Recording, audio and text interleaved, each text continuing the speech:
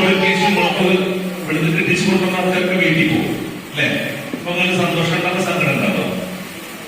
ഭയങ്കര സന്തോഷം അല്ലെ?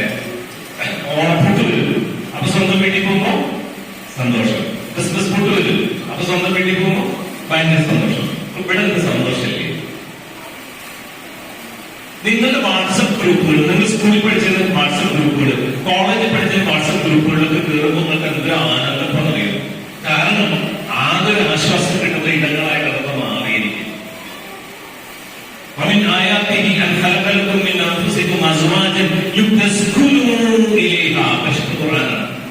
നിങ്ങൾക്ക് കല്യാണം കഴിക്കുന്നത്, നിങ്ങൾ കല്യാണം കഴിച്ചിരിക്കുന്നത് അള്ളാന്റെ ദൃഷ്ടാന്താണ്.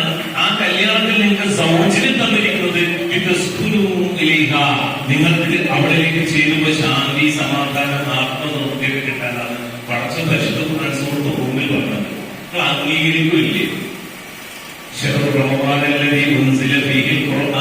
ഒക്കെ തുടങ്ങിയിട്ടുണ്ടാവും അല്ലെ?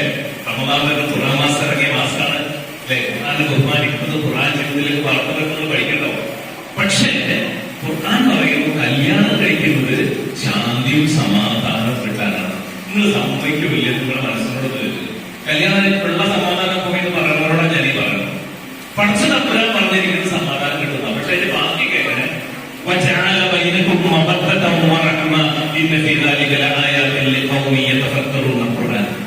അവരുടെ ഇടയിൽ മബദ്ധത്തും റഹ്മത്തും വെച്ചിട്ടുണ്ട്. മബദ്ധത്ത് എന്ന് പറഞ്ഞു കഴിഞ്ഞാൽ എന്താ പറയാ? അടിപൊളിയായ സ്നേഹം എന്ന് പറയാം, അൺകണ്ടീഷണൽ ലവ് എന്ന് പറയാം. പച്ച മലയാളത്തിൽ പറഞ്ഞാൽ പ്രേമം എന്ന് വേണ്ടി പറയാം. അവരുടെ ഇടയിൽ ഭാര്യ ഭർത്താക്കന്മാരുടെ ഇടയിൽ അല്ലാഹു സുബ്ഹാനഹു വെച്ചിട്ടുണ്ട്. കാരുണ്യം വെച്ചിട്ടുണ്ട്. പരസ്പരം കാരുണ്യപ്പെട്ട് പെരുമാറുന്ന ഈ ഗർഭപാത്രത്തിന് അറബിയിൽ പറയാം റഹ്മൂന്നാണ്. അതിനകത്തുള്ള കുട്ടിയെ നമ്മളിങ്ങനെ മേശക്കൊണ്ട് കുത്തുവോ? കുത്തില്ലല്ലോ. പക്ഷെ കെട്ടിപ്പെണ്ണിന് എപ്പോഴൊക്കെ കുത്താൻ പറ്റും? അപ്പൊ കുത്താനല്ലേ ഭർത്താക്കന്മാർ നടക്കുന്നത്. അല്ലെങ്കിൽ തിരിച്ചും അങ്ങനെ തന്നെയല്ലേ? ഇപ്പൊ ഫെമിനിസം തിരിച്ചു കുത്താൻ തുടങ്ങിയിട്ടുണ്ട്. ഞാൻ പറയുന്നത്, നിന്റെ കൈവെള്ളയിൽ വെച്ച് തന്ന വാപ്പ കൈപ്പിടിച്ച് തന്നൊരു ആളുണ്ടല്ലോ, അയാൾക്ക് എന്തൊക്കെ സ്വഭാവത്തിന്റെ കുഴപ്പമുണ്ടായിക്കോട്ടെ, അത് അയാളുടെ ഭാഗമാണെന്ന് മനസ്സിലാക്കി തീര് മാത്രം അദ്ദേഹത്തിനോട് പറഞ്ഞ് അദ്ദേഹത്തിന് അങ്ങനെ തന്നെ ഉൾക്കൊള്ളാൻ പറ്റണം. അതുപോലെ സ്ത്രീ വന്നിട്ട് നിങ്ങൾ മോളെ ഞാൻ സ്വീകരിച്ചിരിക്കുന്നുണ്ടല്ലേ ഞാൻ കെട്ടിയത്, കെട്ടിയതിന് ശേഷം പറയാണ് ഇത് പറ്റൂല, 4 മാസത്തിന് ഇത് പറ്റൂല. വാപ്പത്തെ കൈകൊടുത്ത് പറഞ്ഞാൽ ഞാൻ തൃപ്തിപ്പെട്ട് പൊരുത്തപ്പെട്ട് ഇഷ്ടപ്പെട്ട് കടന്ന് അന്വേഷിച്ച് എന്നിട്ടാണ് ഞാൻ കെട്ടണമെന്നാ പറഞ്ഞിരിക്കുന്നത്. കെട്ടിക്കൊടുത്താൽ അത് കുറച്ച് ഏറ്റവും കുറച്ച് ചില ഭാഗങ്ങളിലൊക്കെ ഉണ്ടാവും. അതൊക്കെ അംഗീകരിച്ചുകൊണ്ട് വേണം നമ്മൾ ജീവിക്കാൻ. സഹാബാക്കളുടെ ഭാര്യമാര് അള്ളാന്റെ റസൂലിന്റെ ഭാര്യമാരുടെ സ്വഭാവങ്ങളൊക്കെ നോക്കി പലതുമാരുണ്ടായിട്ടല്ലേ? ഇതൊക്കെ അംഗീകരിച്ചുകൊണ്ട് ജീവിക്കാൻ നമ്മളെ കൊണ്ട് പറ്റാം. പക്ഷെ നമുക്ക് പറ്റൂല. നമുക്ക് കല്യാണം കഴിഞ്ഞപ്പോ ആകെ പ്രശ്നമായി. നമ്മളുള്ള സഖീകത്തൊക്കെ പോയി. പിന്നെ നമ്മൾ അബദ്ധത്തിൽ കിടക്കുന്നത് +2 കൂടെ പഠിച്ച ചെക്കുണ്ട്, അവരെയൊക്കെയാണ്. നമുക്ക് വാട്സാപ്പ് ഗ്രൂപ്പിൽ വന്നിട്ടുണ്ട്. അപ്പൊ അവരുടെ ചാറ്റ് ചെയ്യാനും സിംഗിൾ ചാറ്റിനൊക്കെ പെട്ടുപോലോ അതോടൊപ്പം കളിക്കണം, ആന കളിക്കണം. കുട്ടികളെ പുറത്തൊക്കെ കയറ്റിയിട്ടേ ആന കളിക്കണം, അവരെ കൂടെ പന്ത് കളിക്കണം, അവരെ കൂടെ ഓടണം, ചാടണം പഠിപ്പിച്ചത്. ഇത്തരത്തിലുള്ള പ്രീ സ്കൂളുകളുടെ സെറ്റപ്പില് വലിയ അഭിപ്രായ വ്യത്യാസങ്ങളും എനിക്ക് എന്റേതായിട്ട് കാഴ്ചപ്പാട് ഈ വിഷയത്തിൽ കേട്ടോ. നിങ്ങളിപ്പോ പറയുന്നത് ഞങ്ങളുടെ ടീച്ചേഴ്സിന്റെ സാറിനോടൊക്കെ സംസാരിച്ച് മനസ്സിലായ കാര്യം 3.5 വയസ്സിൽ ചേർന്നു. പിന്നെ 4 വയസ്സിൽ ആ ക്ലാസ്സിലേക്ക് അടുത്ത ക്ലാസ്സിൽ കയറുന്നു, 5.5 വയസ്സാവുന്നു. 5.5 വയസ്സ് കഴിഞ്ഞ് പിന്നെ ഒന്നിലേക്ക് കയറുമ്പോ കുട്ടിയുടെ എഴുത്തും വായന ശരിയായിട്ടില്ല, അത് മുഴുവൻ പഠിച്ചിട്ടില്ല, പഠിപ്പിക്കുന്നത് ശരിയാവുന്ന പരാജയപ്പെടുന്നത് ഞാൻ കേട്ടത്. ഒരു കാര്യം മനസ്സിലാക്കണം, മനുഷ്യന്റെ തലച്ചോറ് എഴുതാനും വായിക്കാനും വികാസം കിട്ടുക 5.5 വയസ്സിലാണ്. അതിന് മുന്നിൽ പ്രതീക്ഷിക്കല്ലേ? 5.5 വയസ്സ് കഴിഞ്ഞൊരു കുട്ടി, 6 വയസ്സുള്ള കുട്ടി എഴുതുന്നില്ല, വായിക്കുന്നില്ല എന്ന് പറഞ്ഞാൽ നിങ്ങൾക്ക് ആ ചോദിക്കാൻ ടീച്ചേഴ്സിനോട് അതിനു മുമ്പ് ചോദിക്കരുത്. കാരണം എഴുത്തിന്റെ വായനയും ബ്രെയിൻ ഡെവലപ്മെന്റ് സെന്റർ ഡെവലപ്പ് ചെയ്യില്ല. പലരിലും വ്യത്യാസം ഉണ്ടാവും. പിന്നെ ഇവിടെ നടക്കുന്നത് നമ്മൾ പണ്ട് സ്കൂളിൽ പഠിക്കുമ്പോ കാക്കേ കാക്കേ കൂടെ വിടെ കുട്ടിലകത്തൊരു കുഞ്ഞുണ്ടോ അത് നമ്മൾ പാടിയിട്ടില്ലേ? അത് നമുക്ക് താഴെഴുതാൻ അറിയാമോ? എവിടെ നമുക്കൊന്നും അറിയില്ല. പഴം പഴം പപ്പടം നഴ്സറിയിൽ പോയി കുട്ടികൾ കണ്ടുപിടിച്ചിട്ട് വരാറില്ലേ? അച്ഛനക്ക് 1, അമ്മക്ക് 2 എന്നൊക്കെ പറഞ്ഞ് പാടില്ലേ? അച്ഛന്റെ ചായ കുട്ടിയെ പറയോ? പിന്നെ എന്തിനാണ് ഇവിടെ ചോദിക്കുന്നത് എന്തെന്റെ കുട്ടി അത് എഴുതാത്ത നടക്കൂല. കേട്ട് പഠിക്കലും കണ്ടുപിടിക്കലും മാത്രമേ പ്രായത്തിലുള്ളൂ. കേട്ട് പഠിക്കലും കണ്ടുപിടിക്കലും മാത്രമേ 5.5 വയസ്സ് കഴിഞ്ഞതിന് ശേഷം കുട്ടികളുടെ എഴുത്തും വായന പ്രോപ്പർ ആവും. അതുകൊണ്ടാണ് CBSE സിലബസിൽ സ്കൂളിൽ കുട്ടികളുടെ അഡ്മിഷൻ 6 വയസ്സിൽ പുതിയ നിയമം വന്നിരിക്കുന്നത്. കേരളം 5.5 വയസ്സിൽ നിർത്തിയിരിക്കുന്നത്. വെറുതെ ഒന്നുമല്ല. ഇവിടെ ചെറിയ പ്രായത്തിൽ ഇവരെ എൻവയോൺമെന്റ് അന്തരീക്ഷമാണ് റെഡിയാക്കുന്നത്. ഇവർ ബാത്റൂമിലേക്ക് പോകുമ്പോൾ എന്ത് ചൊല്ലണമെന്ന് കേൾപ്പിക്കുകയാണ് ചെയ്യുന്നത്.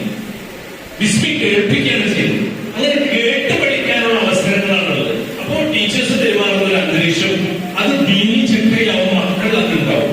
പക്ഷെ വീട്ടിൽ വന്നാലോ ഏത് ചിട്ടയിൽ വേണം? ഈ ചിട്ടയിൽ വേണം. അവിടെ ഉമ്മ ജീവിയിലാണെങ്കിൽ, ഉമ്മ വാട്സപ്പിലാണെങ്കിൽ, ഉമ്മ ദേശീയക്കാരിയാണെങ്കിൽ, ഉമ്മക്ക് ദീനപരമായ പ്രകാരം പെരുമാറാൻ അറിയുന്നില്ലെങ്കിൽ, ഉമ്മയും പാപ്പയും മക്കളും പിന്നെ ചടികൂടുന്നവരാണെങ്കിൽ എന്തേ കുട്ടികൾ ചെയ്യാം? കല്ലൂടണ്ടേ? മാതൃ ചെയ്തു. മാതൃ ചെയ്തിട്ട് പറയണമെന്ന് പറഞ്ഞു. അടിക്കരുത്. പറയണമെന്ന് പറഞ്ഞാൽ കുഴപ്പമൊന്നുമില്ല. പക്ഷെ മക്കളെ മുമ്പിൽ വെച്ച് പറയരുത് നീ അങ്ങനെ. അപ്പൊ അതുകൊണ്ട് മക്കൾക്ക് സ്നേഹം എക്സ്പ്രസ് ചെയ്താൽ മാത്രമേ അവരുടെ വികാരങ്ങളെ നമുക്ക് കൺട്രോൾ ചെയ്ത് കൊണ്ടുപോകാൻ പറ്റുള്ളൂ എന്നത് വളരെ കൃത്യമായിട്ട് നിങ്ങൾ മനസ്സിലാക്കേണ്ട സംഗതി. പിന്നെ നേരത്തെ പറഞ്ഞല്ലോ, ഈ എഴുത്തും വായനയും മാത്രമല്ല പഠനം. ലോകത്ത് 42ഓളം സയന്റിസ്റ്റുകള് ഈ ലേണിംഗ് ഡിസബിലിറ്റി ഉള്ളവരാണ്. പഠന വൈകല്യം എന്ന് പറയില്ലേ, ഇപ്പൊ നമ്മള് എഴുതാനും വായിക്കാനും അറിയാത്ത കുട്ടികൾ പഠന വൈകല്യം എന്ന് പറയാം. 42ഓളം സയന്റിസ്റ്റുകൾ ലോകത്ത് പഠന വൈകല്യമുള്ളവരാണ്. അവരെല്ലാം പിന്നെ സയന്റിസ്റ്റായി.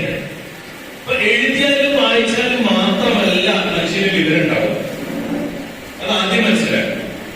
നിങ്ങൾ പണ്ഡിതന്മാരുടെ ചരിത്രം എടുത്തു. യൂണിവേഴ്സിറ്റി ഡിഗ്രിയുള്ള എത്ര പണ്ഡിതന്മാരുണ്ട്? യൂണിവേഴ്സിറ്റിയിൽ നിന്ന് പോകാതെ വലിയ വലിയ കിതാബുകൾ എഴുതിയ ആളുകളില്ലേ?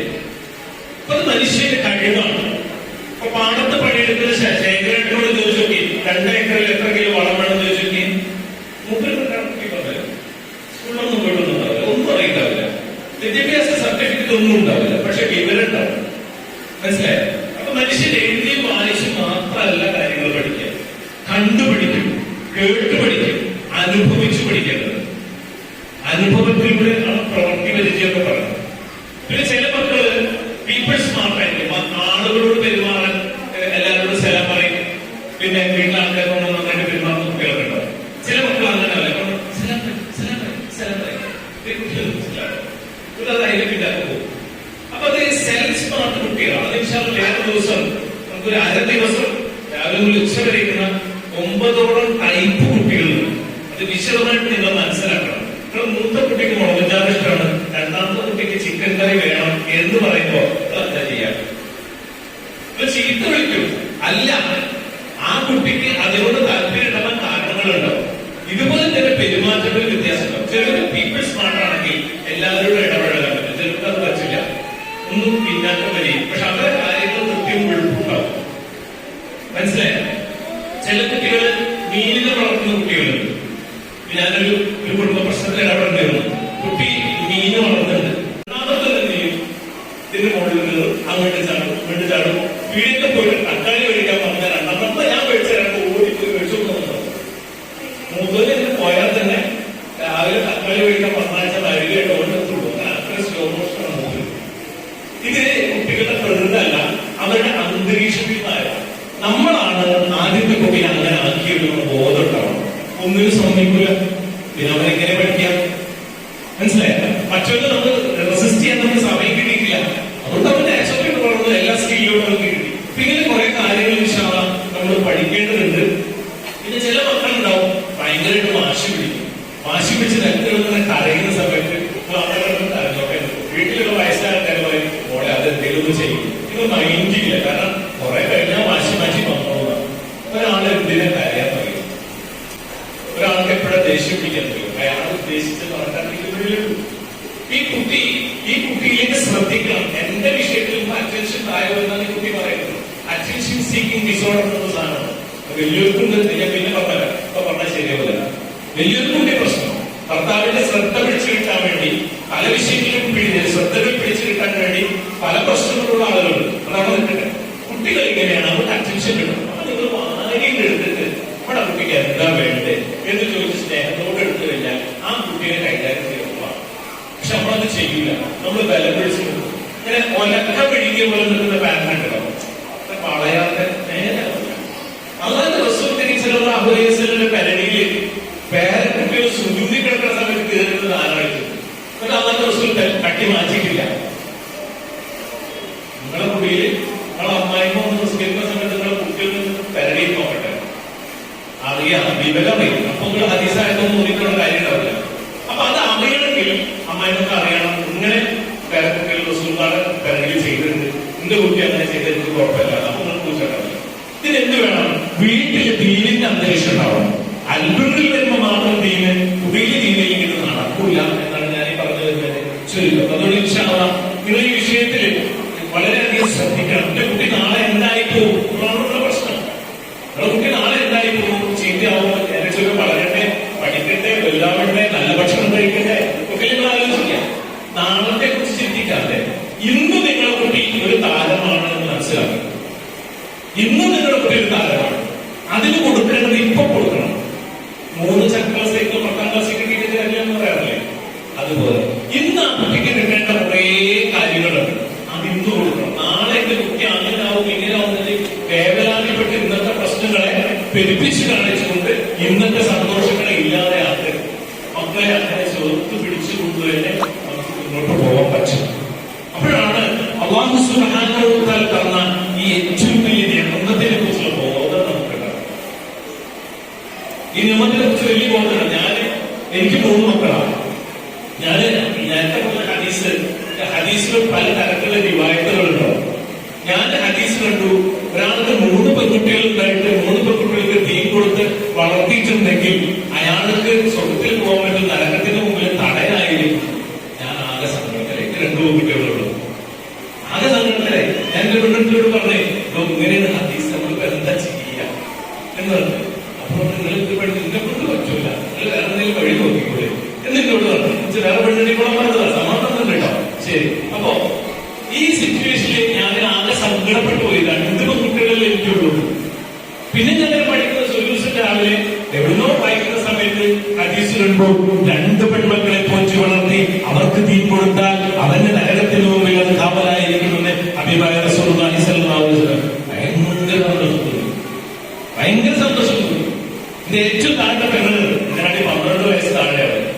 അവൾക്ക് ആദ്യത്തെ പെൺകുട്ടി, 2ാമത്തെ പെൺകുട്ടി, 3ാമത്തെ പെൺകുട്ടി, 4ാമത്തെ ഗർഭിണിയായി. അപ്പോ അളിയന് എഞ്ചിനീയറിംഗ് ഫീൽഡിലാണ്, പെങ്ങളെ MCAയാണ്. നാട്ടിലെ കുടുംബക്കാരൊക്കെ ചോദിച്ചു, ബോധല്ലേ എന്നൊക്കെ ബോധല്ലേ? അപ്പൊ ചോദിച്ചു, എന്താ 3 പെൺകുട്ടിയായില്ലേ, പിന്നെ ഗർഭിണിയാവുന്നത്, ഇതുകൂടി പെണ്ണായിട്ട് എന്താ ചെയ്തൊക്കെ കെട്ടിക്കട്ടെ എന്ന് ചോദ്യം. 4ാമത്തത് പ്രസവിച്ചു, അതും കുട്ടിയായി.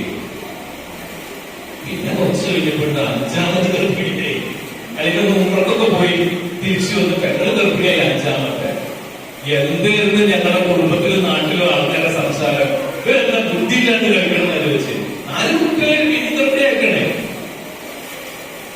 അളിയൻ ഉമ്രക്ക് പോയി അല്ലാഹു സുബ്ഹാനഹു വ തആലയോട് ദുആ ചെയ്ത് തിരിച്ചു വന്നതാ. എന്തായിരിക്കും കുട്ടി? മോഡേൺ സയൻസ് ഉണ്ട്. അപ്പോഴേക്കും പെങ്ങളുടെ വയസ്സാണ് കയറി, 40 വയസ്സ് കഴിഞ്ഞു. മോഡേൺ സയൻസ് ഒരു ഗൾഫിലായിരുന്നു, സ്കാൻ ചെയ്തിട്ട് പറഞ്ഞു ഇത് അബോർട്ട് ചെയ്ത് കളയണം. കാരണം ഇത്രയും പ്രായമായ ശേഷമുള്ള ഈ ഒരു കൺസെപ്ഷൻ ശരിയാവില്ല. ഒരു കുട്ടിയുടെ തലക്കെന്തോ വലുപ്പം കൂടുതലുണ്ട്, തലയിൽ വെള്ളം കൂടുതലുണ്ട്, അതുകൊണ്ട് കുട്ടിക്ക് ബുദ്ധിമാന്യം ഉണ്ടാവാനോ വേറെ വൈകല്യം ഉണ്ടാവാനോ സാധ്യതയുണ്ട്. അതുകൊണ്ട് ഇത് അബോർട്ട് ചെയ്യണമെന്നാണ് ഗൾഫിൽ നിന്ന് മെഡിക്കൽ സയൻസ് അവരോട് പറഞ്ഞത്. ഓക്കെ, അളിയനും പെങ്ങളും കൊടുത്ത ഉത്തരം, ബുദ്ധിമാന്യമുള്ള കുട്ടിയെ പടച്ചോൻ തന്നാൽ ഞങ്ങൾ നോക്കിക്കോളാം. നാട്ടിൽ വന്നു, പ്രസവിച്ചു. 5ാമത്തെ പ്രസവത്തിൽ അല്ലാഹു സുബ്ഹാനഹു വ തആല ആൺകുട്ടിയെ കൊടുത്തു. എന്ന് ഞങ്ങളുടെ കുടുംബത്തിലെ ഏറ്റവും ബുദ്ധിയുള്ള കുട്ടിയാണ്. ലോകത്തിലെ ഏത് ഡിനോസറിന്റെ പേര് വെച്ചാൽ പറയണമല്ല, അത് UKG അടയ്ക്കും. ഏത് ഡിനോസറിന്റെ പേര് വെച്ചാൽ പറയാം, അത്ര ട്രില്യല്ല. ഞാൻ പറയുന്നത് അള്ളാഹ് പറഞ്ഞു കൊടുത്ത് നിൽക്കാൻ പറ്റുമോ? അള്ളാഹ് നമ്മുടെ ആഗ്രഹം അനുസരിച്ച്, നമ്മുടെ ഇഷ്ടമനുസരിച്ച് അപ്പുറത്തെ വീട്ടിലെപ്പോഴും നമ്മുടെ കുട്ടി ആയിട്ടുണ്ടാവില്ല. അത് സാരമില്ല, നമ്മുടെ കുട്ടി ആയാൽ മതി. അതുകൊണ്ട് അല്ലാഹു സുബ്ഹാനഹു വ തആല തന്ന ഈ നിയമത്തിന് അള്ളാഹിനോട് ശുക്ർ ചെയ്യുകയും ഇതിനെ വളർത്താനും വലുതാക്കാനും ഒക്കെ പണം ഉണ്ടാക്കാൻ നാട് വിട്ടു പോയിരിക്കുന്ന നിങ്ങളുടെ ഭർത്താവിന്റെ കഷ്ടപ്പാടിനെ കുറിച്ച് ആലോചിക്കുകയും അദ്ദേഹത്തിന് ആരോഗ്യം ഉണ്ടാകാൻ ദുആ ചെയ്തിട്ട് ഓരോ ദിവസവും നല്ല ഐശ്വര്യമുള്ള ദിവസമാക്കി മാറ്റി. എനിക്ക് നാളെ സ്വർഗത്തിൽ ചെല്ലുമ്പോ ഏറ്റവും നല്ല ബെസ്റ്റ് പാരന്റിനുള്ള അവാർഡ് ഒരു മോഹം നിങ്ങൾക്ക് ഉണ്ടാവണം. ആ മോഹം നിലനിർത്തിക്കൊണ്ട് നിങ്ങളുടെ മക്കളെ ഈ പ്രായത്തിൽ ചെയ്യുന്നത് നിങ്ങൾ ചെയ്യാം. ആദ്യത്തെ 7 വയസ്സ് അവരോടൊപ്പം കളിക്കണം. അല്ലെങ്കിൽ ഇവിടുത്തെ മാർക്കും ഇവിടെ എഴുതാത്തതും ഇവിടെ ഭക്ഷണം കഴിക്കുന്ന രീതി ഒന്നല്ല പ്രശ്നം. അത് കുട്ടികളായിട്ടേ ചെയ്യും. 7 വയസ്സ് മുതൽ 14 വയസ്സ് വരെ നിങ്ങൾ അവരിൽ നല്ല നല്ല നിർദ്ദേശം കൊടുത്തിട്ട് അവരെ വളർത്താം. നിസ്കരിക്കില്ലെങ്കിൽ പോലും അടിക്കുന്നപ്പോഴാണ് 10 വയസ്സ് കഴിഞ്ഞല്ലേ അല്ലെ? ഇപ്പോഴത്തെ കഥ എന്താ അറിയോ? അള്ളാന്റെ ദീൻ പറഞ്ഞത് 10 വയസ്സായിട്ട് നിസ്കരിച്ചില്ലെങ്കിൽ അടിച്ചോളാം. ഇപ്പൊ നമ്മൾ ചെയ്യുന്ന 10 വയസ്സായിട്ട് കൊള്ളൂല, തിരിച്ചടിക്കും. 10 വയസ്സായിട്ട് നല്ല തന്നെ ചെയ്യും. ശരിയാണോ? നിസ്കരിക്കാത്തതിന്റെ കാര്യത്തിൽ അവൾ അടിക്കേണ്ട വിഷയം പറഞ്ഞ 10 വയസ്സിലേക്ക. നമ്മൾ മറ്റുള്ളവരുടെ അടിക്ക് 3 വയസ്സിൽ 4 വയസ്സിലൊക്കെ അടിക്കും ചെയ്യരുത്. അപ്പൊ 7 മുതൽ 14 വരെ നല്ല നിർദ്ദേശങ്ങളോട് കുട്ടിയെ വാർത്തെടുക്കുക. 14 വയസ്സ് മുതൽ 21 വയസ്സ് വരെ നിങ്ങൾ അവളുടെ ബെസ്റ്റ് ഫ്രണ്ട് ആവും. ബെസ്റ്റ് ഫ്രണ്ട് ആവും. പ്രത്യേകിച്ച് പെൺകുട്ടികളോടൊപ്പം അവരോട് പറയാണ്, നിങ്ങളുടെ കുട്ടികൾ വലുതായി കഴിഞ്ഞാൽ അവളുടെ ബെസ്റ്റ് ഫ്രണ്ട് നിങ്ങളായില്ലെങ്കിൽ അവൾക്ക് ഇൻസ്റ്റാഗ്രാമിലും സ്നാപ്ചാറ്റിലും വാട്സപ്പിലും ഒക്കെ അമേരിക്കയിൽ നിന്നും ഉഗാണ്ടയിൽ നിന്നും വരെ അവർക്ക് ഫ്രണ്ട്സിനെ കിട്ടും. ഒരു ദിവസം അവളെ കാണാണ്ടായിട്ട് പറഞ്ഞിട്ട് കാര്യമില്ല. അവളുടെ ബെസ്റ്റ് ഫ്രണ്ട് നിങ്ങളായിരിക്കണം. റൂം അടച്ചിരുന്ന് ചാറ്റ് ചെയ്യാനിരിക്കുന്ന മക്കളോട് അവർ എവിടെ പോകുന്നു എന്ന് പോലീസിന്റെ പണിയല്ല എടുക്കേണ്ടത്. അവിടെ ചാറ്റ് ചെയ്യുന്നത് ഏറ്റവും കൂടുതൽ എന്നോടായിരിക്കും എന്ന വിശ്വാസം നമുക്ക് വേണം. അതിന് വേണമെങ്കിൽ അള്ളാഹുവിന്റെ റസൂലിന്റെ ഹബീബ് പറഞ്ഞതൊക്കെ എന്താ 14 വയസ്സ് കഴിഞ്ഞ ബെസ്റ്റ് ഫ്രണ്ട് ആണോ? പാപ്പയും അങ്ങനാണോ, ഉമ്മയും അങ്ങനാണോ? മക്കളോട് ബെസ്റ്റ് ഫ്രണ്ട് ആണോ? ഇനി അവര് 21 വയസ്സ് കഴിഞ്ഞ് കല്യാണത്തിന് പ്രായമായി കല്യാണം കഴിച്ചു കഴിഞ്ഞാൽ അവരെ ഫ്രീ ആക്കി പോകണം. പിന്നെ നടക്കരുത്. ഒരു പണ്ണിനെ കണ്ടാ പോണ്, അമ്മയോടാ പോണ്, അതിനാ പോണ്, ഇതിനാ പോണ്, എന്തിനാ ഊട്ടിയിട്ട് 4 ദിവസം എന്നൊന്നും ചോദിക്കാൻ പറ്റരുത്. മോഹനത്തോടുള്ള അപ്പ ഞങ്ങളും ഊട്ടിയിട്ടുണ്ട് എന്നാ വരുന്നു സൂക്ഷിച്ചു പോകണം. വിഷയം കഴിഞ്ഞ് പിന്നെ അതിൽ ഇടപെടാതിരിക്കരുത്. അവരുടെ ലൈഫാണ്. റസൂലുള്ളാഹി സ്വല്ലല്ലാഹു അലൈഹി വസല്ലം മകൾ ഫാത്തിമ ബീവി കല്യാണം കഴിച്ച് അലിമറിയുടെ കല്യാണം കഴിച്ചിട്ട് എന്തുണ്ടായി? വീടിന്റെ സൈഡിലേക്ക് വേറെ ചാരി ഇറക്കി മാറി താമസിച്ചില്ലേ? ഇവിടെ തല്ലുണ്ടായിട്ട് അല്ല. അവരുടെ പ്രൈവസി അത്രയും പ്രധാനപ്പെട്ട. ഇവിടെ കുറച്ച് പാത്രമൊക്കെ അങ്ങോട്ട് കൊടുത്ത് ഇവിടെ മാറി താമസിക്കുമെന്ന് പറഞ്ഞു. നമ്മുടെ അവിടെ 2-3 ആൺകുട്ടികളുടെ ഒരുത്തരങ്ങാതെ വേറെ വീട് ഉച്ചടിക്കണമെങ്കിൽ ഇവിടെ ഭയങ്കര പാടാണ്. ദീന് വന്നിട്ട് മാറി താമസിച്ചുള്ളതാണ്. നമ്മൾ പറഞ്ഞ കൂട്ടുകുടുംബ സംവിധാനം തകർന്നതിന്റെ പ്രശ്നം. കൂട്ടുകുടുംബത്തിന് ഒന്ന് ചുരുങ്ങി താമസിക്കുന്നതല്ല കൂട്ടുകുടുംബം. അത് മനസ്സിലാക്കി കൂട്ടുകുടുംബം വേണ്ടത്. ഇവിടെ ഓരോ സ്ത്രീക്കും അവരുടേതായിട്ട് പ്രൈവസി കൊടുക്കുക എന്നത് പുരുഷന്റെ ഉത്തരവാദിത്തം. അത് അല്ലാതെ ദീൻ നമുക്ക് കാണിച്ചു തന്നു. അങ്ങനെ ജീവിക്കുമ്പോഴാണ് നമ്മൾ പറഞ്ഞ സക്കീനത്തിന് നമുക്ക് ഒരു റമദാനാണ് വരുന്നത്. റമദാനിൽ ഖുർആൻ ഇറങ്ങിയ മാസമാണ്. ഖുർആനെ നന്നായിട്ട് നെഞ്ചോട് ചേർക്കുക, ഖുർആൻ പഠിക്കുക, മനസ്സിലാക്കുക, അതിലൂടെ തഖ്വയുള്ള മുത്തഖീങ്ങളായി മാറുക എന്ന് പറയുന്ന അല്ലാഹുവിന്റെ താല്പര്യം അത് നേടിയെടുക്കാൻ വേണ്ടി നമ്മൾ ശ്രദ്ധിക്കാം. ഒപ്പം തന്നെ വീട്ടിലെ പ്രശ്നങ്ങളും കുടുംബങ്ങളും പ്രശ്നങ്ങളൊക്കെ ഉണ്ടാവുമ്പോൾ ശാന്തി സമാധാനമൊക്കെ നഷ്ടപ്പെട്ടിട്ട് തലയിലൊക്കെ അല്ല വേണ്ടത്. നല്ല സമാധാനത്തോടുകൂടി കുടുംബം കൊണ്ടുപോകാൻ. അതിന് വേണമെങ്കിൽ പുരുഷനും സ്ത്രീക്കും ദീൻ എന്താണെന്ന് അറിയണം. നാളെ മക്കൾക്ക് എന്താണെന്ന് അറിയണം. അല്ലെങ്കിൽ നിങ്ങൾക്ക് വളർത്തും എല്ലാവർക്കും നാളെ മക്കളുടെ കല്യാണം ചെയ്യിക്കാൻ നടത്തി നിങ്ങൾക്ക് ഒരിക്കൽ 2000 ആളുകളുടെ ചിക്കൻ ബിരിയാണിയുടെ നാട്ടിൽ വരും. മൂപ്പര് പെന്ത് പണിയാൻ വേണ്ടി കണ്ടില്ല അവിടെ പേപ്പൂട്ട് ഇപ്പൊ എന്ത് നീങ്ങാന്ന് പറയും ഇല്ലേ? കേൾക്കാറില്ലേ? അതിലേക്ക് പോകാതിരിക്കാൻ നമ്മുടെ മക്കള് തീരുമാനിക്കണം. ഉമ്മ എന്റെ കല്യാണം ഇങ്ങനെ മതി, ഇതാണ് തീര്, ഇങ്ങനെ വേണം എന്റെ കല്യാണം എന്ന് പറയാൻ ചങ്കൂറ്റമുള്ള മക്കളെ വാർത്തെടുക്കണം. നാട്ടുകാർ കാണിക്കുന്നതിന് പിന്നാലെ പോകാനുള്ളതല്ല. അല്ലാഹുവിന്റെ ദീന് എപ്പോഴും വേറിട്ട് തന്നെ നിൽക്കുകയും ചെയ്യും. നാട്ടിലെ കൂരിലിട്ടും നാട്ടിലെ അന്ധതയും അന്ധകാരവും അജ്ഞതയും ഒക്കെ നിറഞ്ഞിരിക്കുന്ന സമൂഹങ്ങളിലാണ് നമ്മുടെ പ്രവാചകന്മാരെ ഇറങ്ങി വിളിച്ചിട്ടുള്ളത്. ഇനി നമുക്ക് പ്രവാചകൻ വരാനില്ല. നമ്മുടെ കയ്യിൽ അല്ലാഹുവിന്റെ റസൂലിന്റെ സുന്നത്തും പരിശുദ്ധ ഖുർആനും മാത്രമുണ്ട്. അത് നെഞ്ചോട് ചേർത്ത് പിടിച്ചുകൊണ്ട് പഠിപ്പിക്കപ്പെടുന്ന സ്ഥാപനങ്ങളെ സ്നേഹിക്കുകയും സഹായിക്കുകയും ചെയ്യാം. അതിലൂടെ നമ്മുടെ മക്കളും നമ്മളും വളരണമെന്ന് ആഗ്രഹിക്കാം. അല്ലാഹു സുബ്ഹാനഹു വ തആല നമ്മളെ അനുഗ്രഹിക്കുമാറാകട്ടെ. അല്ലാഹുവേ, ഞങ്ങൾ പറഞ്ഞത് കേട്ടത് ഞങ്ങൾ സ്വീകരിക്കണമേ. അല്ലാഹ് പടച്ചവന്റെ നാഫിയായ ഇൽമുള്ളത് കൊണ്ട് ഞങ്ങൾ നീ സഹായിക്കണമേ. അല്ലാഹ് ഞങ്ങളുടെ മക്കളെ ഖുർആൻ സ്നേഹിക്കുന്ന മക്കളാക്കി മാറ്റണമേ. അല്ലാഹ് ദീനിനും നാടിനും ലോകത്തിനും സമാധാനം നൽകുന്ന മക്കളാക്കി മാറ്റണമേ. അല്ലാഹ് പടച്ചവനെ ഞങ്ങളുടെ മക്കളെയും ഞങ്ങളുടെ ഇണകളെയും ഞങ്ങളുടെ മാതാപിതാക്കളെയും സഹോദരികളെയും ഞങ്ങൾ ദീൻ പഠിപ്പിച്ചവരെയും ചേർത്തുകൊണ്ട് അല്ലാഹുവേ, അമ്പയ മുസ്ലിങ്ങളുടെയും ശുഹദാക്കളുടെയും സ്വാലിഹീങ്ങളുടെയും കൂടെ സ്വർഗ്ഗത്തിൽ ഒരുമിച്ച് കൊള്ളുന്ന കുടുംബത്തിലേക്ക് ഞങ്ങൾ നീ ചേർക്കണമേ. അല്ലാഹു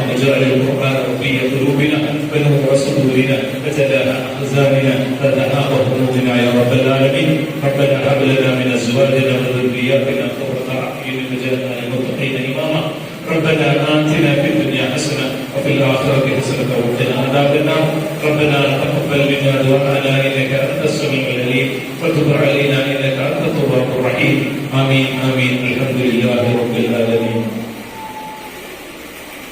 എല്ലാവരും എപ്പോഴെങ്കിലുമൊക്കെ ദുആ ചെയ്യുമ്പോൾ എന്തെന്ന് ഓർമ്മ വരികയാണെങ്കിൽ എനിക്ക് വേണ്ടി ദുആ ചെയ്യണം. ഒറ്റ കാര്യമുള്ളൂ, സ്വർഗത്തിൽ കിട്ടാൻ വേണ്ടി ദുആ ചെയ്യണം. ഇനി ഒരു ക്ലാസ്സിന് വെൽക്കുമെന്ന് എനിക്കറിയില്ല, വിളിച്ച വരാൻ പറ്റുമെന്ന് എനിക്കറിയില്ല, ഉണ്ടാവുമെന്ന് അറിയില്ല, ഇവിടെ പോവെന്ന് അറിയില്ല. അതുകൊണ്ട് നമ്മളിൽ ആരെങ്കിലും നേരത്തെ പോയി അടുത്ത യോഗത്തിൽ നിന്ന് കണ്ടുപിടിക്കാൻ പറ്റിയില്ലെങ്കിൽ ഒന്നാമത് സ്വർഗത്തിൽ വെച്ച് കണ്ടുപിടിക്കാനുള്ള തോന്നി നമുക്ക് തന്ന് നമ്മൾ അനുഗ്രഹിക്കണം. അസ്സലാമു അലൈക്കും.